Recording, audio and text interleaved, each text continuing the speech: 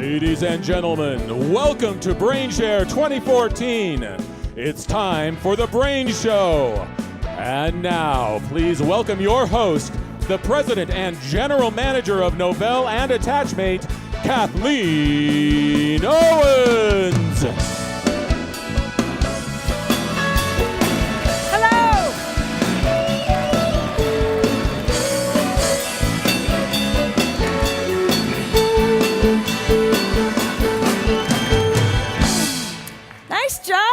Well, good morning, everyone. Welcome to BrainShare, and welcome to our first annual BrainShow. We've got a terrific morning lined up for you. But you know, I kind of can't shake this weird feeling. Here it is, Monday morning. It's about 8:30, and it seems like we should all just be stuck in traffic somewhere, you know? You ever get that feeling? You consider this a big highway then? Yeah, all together. yeah. So I hope you're as excited as I am not to be in traffic and to actually be here connecting with each other. And again, I'm excited for what we've got lined up for you this morning. One of the things that you'll hear a lot about today is mobility. You know, we're going to be talking a lot with my guests on the show today about mobility. And on that topic, I think we actually deserve a round of applause for surviving this latest iPhone launch from Apple. Let's give it up for ourselves, you know? You know, it turns out that was actually the biggest smartphone release in history. Really? The biggest. Can you believe that? Which, I gotta say, I find a little ironic, since it seems that they only made about 10 of them. Yeah. Did you notice that? Yeah, no kidding. Now, did you get one? No, I don't get mine until 2019. Yeah. How about you guys? Did you get a new iPhone? You did? Dave's excited. Got two of them. Wow. You're a little bit of a hog there while the rest of us wait. How many of you out there have a new iPhone? Oh, somebody's waving it. A couple people. All right. Congratulations. Now, all right, for those of you who have one, how many of you walked into the Apple store, paid your $400, got your new iPhone, and immediately went out and tried to bend it? Yeah? A little bend it like Beckham? Yeah, you did, Dave. Very good. You know, I actually thought that was a pretty cool feature. I mean, it just shows how flexible Apple really is. You know, I thought that was pretty good. Yeah, I know. Wow. Nice. So listen, for those of you who keep up with the industry news, I'm certain that you've read about our very exciting upcoming merger with Micro Focus, huh? Pretty good. In fact, my first guest is the chairman and CEO, Kevin Loosemore. So he'll have a chance to tell you directly what that's going to mean for you. It's very good news. We're excited. And one of the things I think is interesting is that even though this has not been quite finalized, I'm already noticing these subtle changes around the office. Really? Yeah, in fact, check it out. I went in the office earlier this week, and this is what I saw. Is that security? Yeah, Is that what that is? and I know we're all about security, but I thought this was a little overkill. You know, a couple of video cameras would have done the trick. They do look exactly Yeah. alike, by the way. You know, that wasn't as bad as what we have happening on our Seattle campus. Really? Yeah, seriously, a big beverage war. Oh, that's not right. Yeah, so people are just confused. They're not sure what to do. So how about you? Do you drink Earl Grey? No, I'm a American. American? Yeah, I'm a coffee drinker. Very good, me too. Yeah, and I'll say, it wasn't so much the beverages that had me concerned. It's what you're gonna put in your stomach to eat. When I went into the company cafe, I was like, what the heck's going on here? You know, I don't know who's responsible. I do have my suspicions, but when I came in and I saw this, the first thing I needed to do was just to say, hang on, is this even real? I will say I validated that, in fact, these are delicacies of sorts from the UK. Oh, and when eels are in season, they're exquisite. Yeah, ugh. But you know, when I was trying to make sure that these were real, I was afraid to Google some of this. I'm pretty sure if you Googled that, you'd have HR at your door in like 5 Yeah, seconds. I think so. It's sponge cake, by the way. But yeah, that was tough. Now, how many of you noticed the banners out? I think this place looks great. The Salt Palace looks fantastic. The team did a great job. How many of you see the power of yes?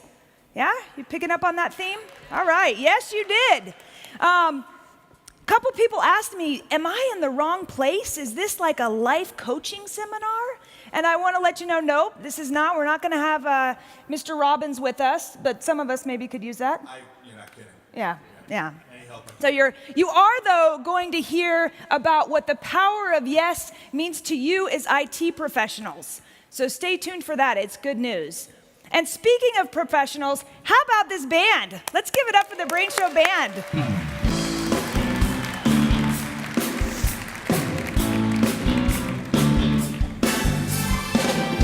You like that? Clever, Jeff. Owner of a lonely heart. Yeah, you like what I did? Yeah, yes. We're on topic.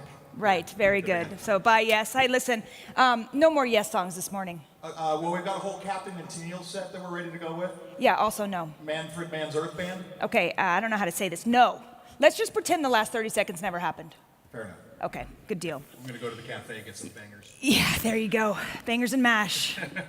And some Americano. What's that? Nothing to go with the bangers and mash. All right. Listen, as I mentioned, my first guest is joining us all the way from Newbury, England. Please give a warm BrainShow welcome to Executive Chairman and our future CEO, Mr. Kevin Loosemore.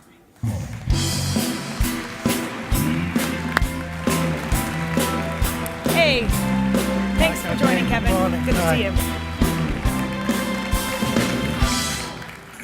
All right, well, good morning, Kevin. Good morning. Good morning, everyone. Now, did you recognize that tune? Yeah, I went to see The Clash when I was at university, Wow. which kind of shows how old the song is. Wow. So tell me about what are you like at a concert? I'm pretty staid. I'm kind of hanging around at the back, enjoying the music, watching people dance. Very good. Yeah. Very good. Well, it's a real pleasure to have you here this morning. I'm just thrilled that you could make it. First question for you, Kevin. Have you taken a look at the stock? What's happened to Micro Focus stock since this deal's been announced? Can we take a look at that? Yeah. So what are you going to do with all that cash? Well, first off, it's not our cash, it's the shareholders. But the really exciting thing is, I mean, what it shows is that all the investors get it. They understand what we're doing. They clearly understand how it can be important to customers, and they voted. So they voted by raising the stock price because they think it's going to be a more valuable company. Okay, well, that's great news for the stock price and the shareholders. But what about our audience here? We've got NetIQ and Novell customers. Why is this good news for them, or is it? Oh yeah, it's good news for the customers. I mean, the whole purpose of bringing the companies together is focused on customers. We have very similar philosophies as companies between Micro Focus and the Attachmate Group. Loads of people out there in the IT industry are trying to chase the new thing, trying to get people to throw stuff away, invest in just new stuff. I think our philosophy is people have invested lots of money in products over the years. There's a lot of complexity. And if we can help them sort that out and actually make sure it's relevant to the new stuff so they can still use it, linking to the new trends in cloud and mobile and security, then there's more value to be had from it. So I think the two companies have a very similar view of customers.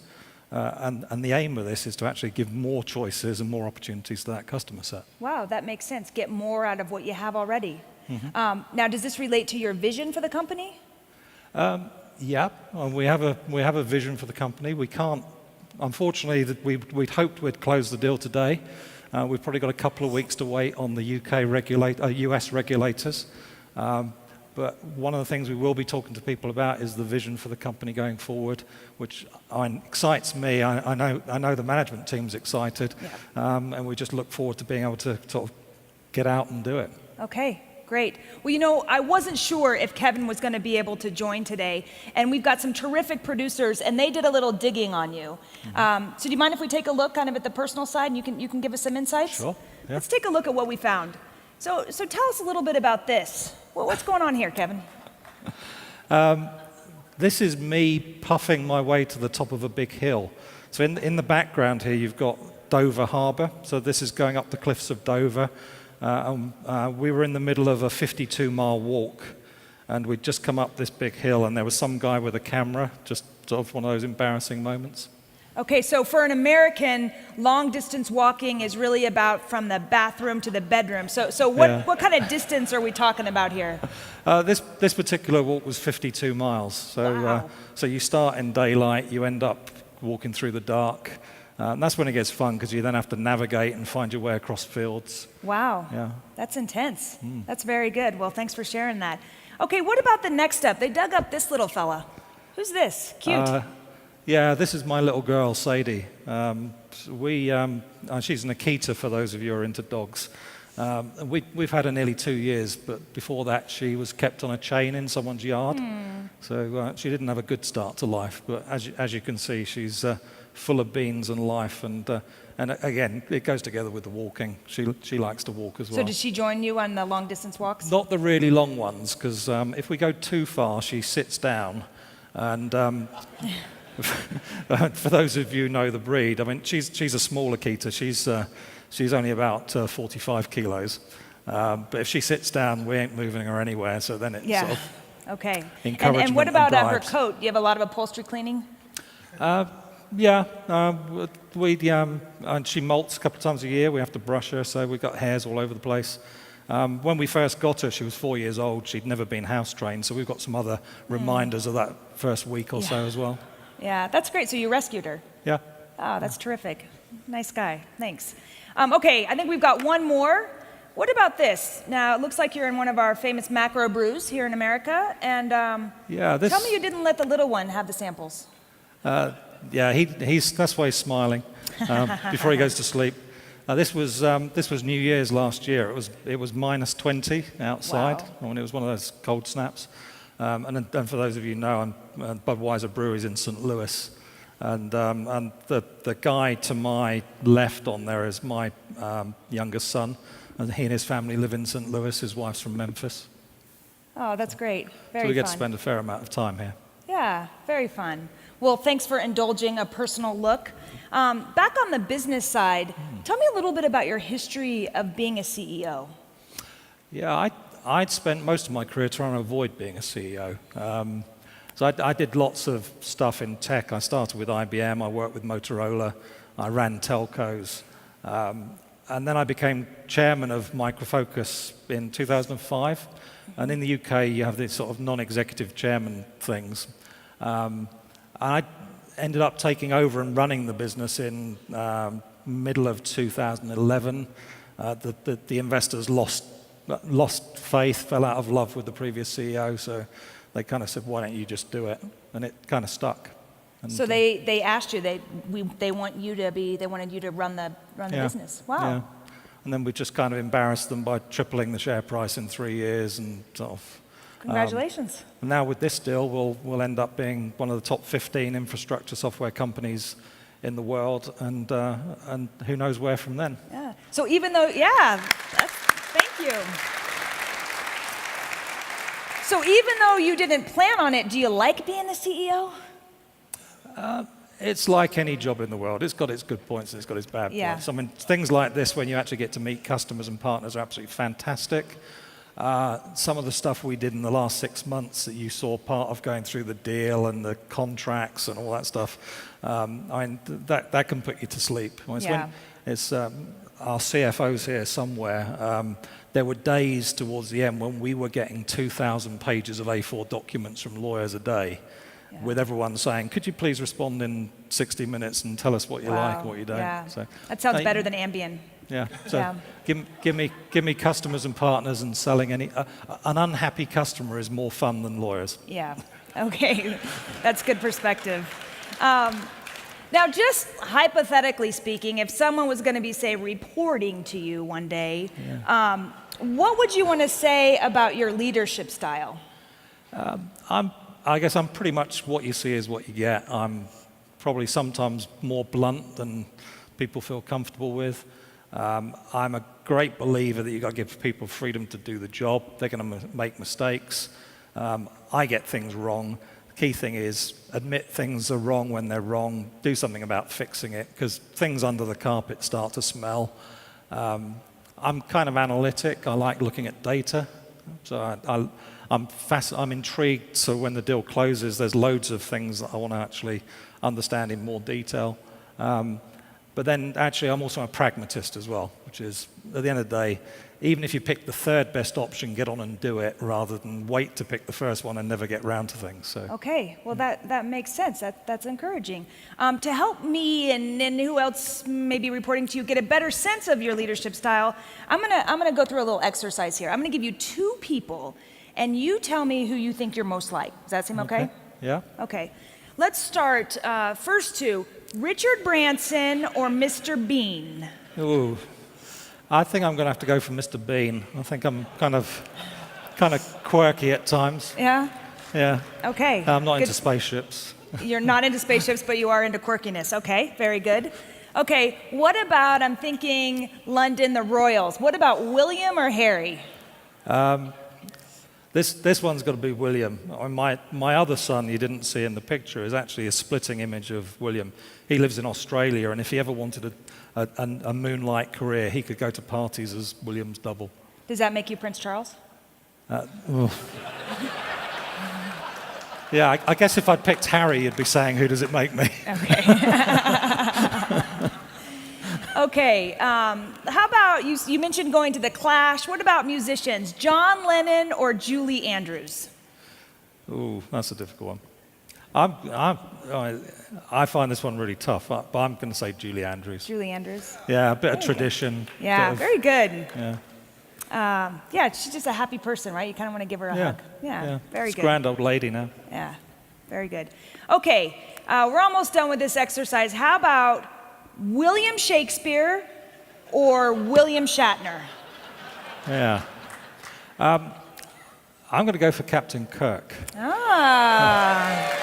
Yeah, because I've got some ideas about where we can take this thing, and it's kind of some people at the moment would say it would be a bit like going into the far reaches of space, but and someone said a long time ago, if you can dream it, it can happen. So I'm going with William. Yeah, that's inspirational. Very good. Okay, last one here, folks. How about David Tennant or David Beckham? Be honest. Yeah. Well, I'm not sure I can shape up in terms of the underwear, so I'm going to have to go for Tennant. Yeah. Very good, Doctor Who. Okay, listen, Kevin, thanks again for joining. You've been a terrific sport. Before I let you go, in a BrainShow tradition, and by tradition I mean we came up with it about 11:30 last night after rehearsals, I've got a parting gift for you. And I didn't ask this morning, did you have Earl Grey or coffee? I had coffee. Oh, well, perfect. I'm a coffee guy. Straight from Seattle. Here's a little taste of Starbucks. Just easy. You just carry it on. Not a big deal. Easy peasy to get home. There we go. And again, ladies and gentlemen, thank you, Kevin everyone. Loosemore. Okay. Thanks, Kevin.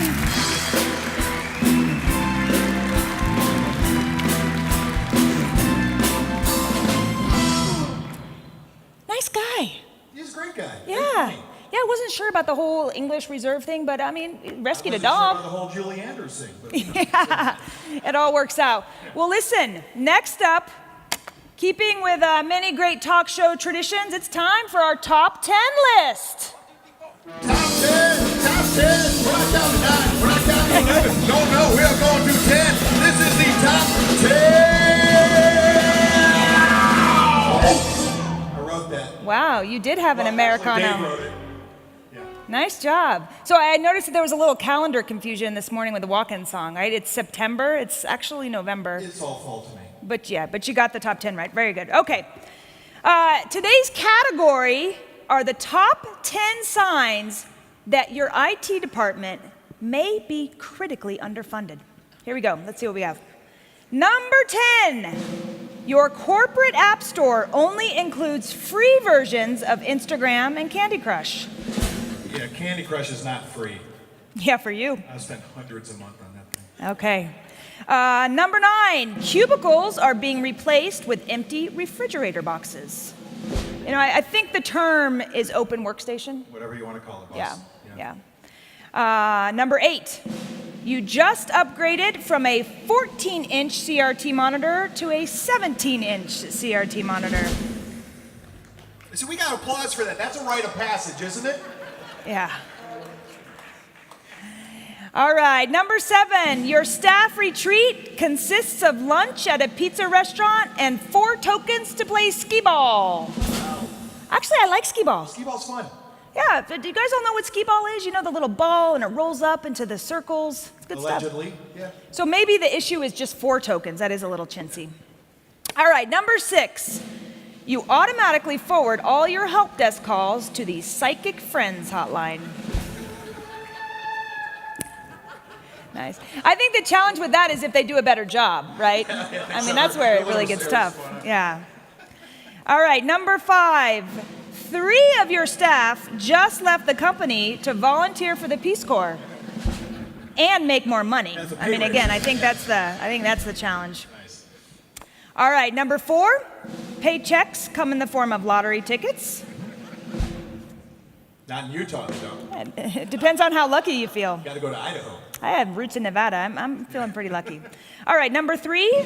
Your CIO keeps showing off his new Palm Pilot. Do you remember that? Yeah, actually last night somebody showed me the new BlackBerry, which was actually pretty cool. Yeah. But yeah, I do remember Palm Pilots. I was in preschool. Yeah, it was fun.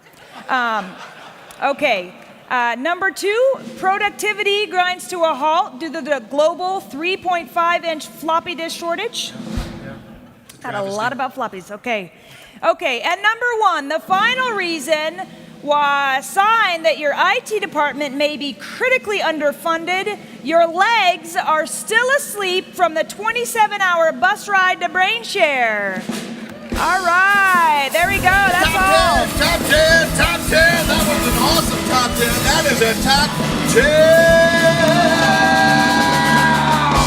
10. Wow, awesome. Listen, thanks, Jeff and the band. We're going to take a quick break, but we'll be right back. Don't go away and check out this message from GroupWise.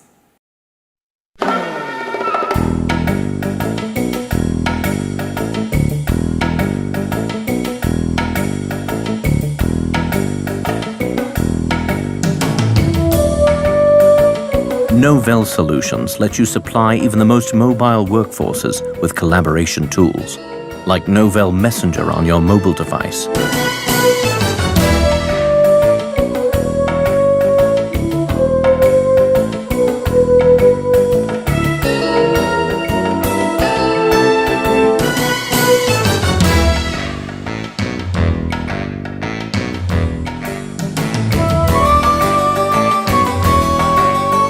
Wait, what if the action heroes on your team prefer to use a Mac? With the new GroupWise Mac integration, that won't slow them down.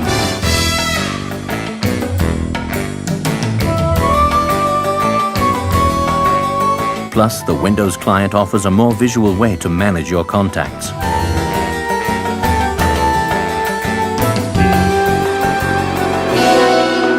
Supplying IT for the international man or woman of mystery is a challenging and competitive field. Get the collaboration solution that will support your organization, no matter how mobile and security conscious it is.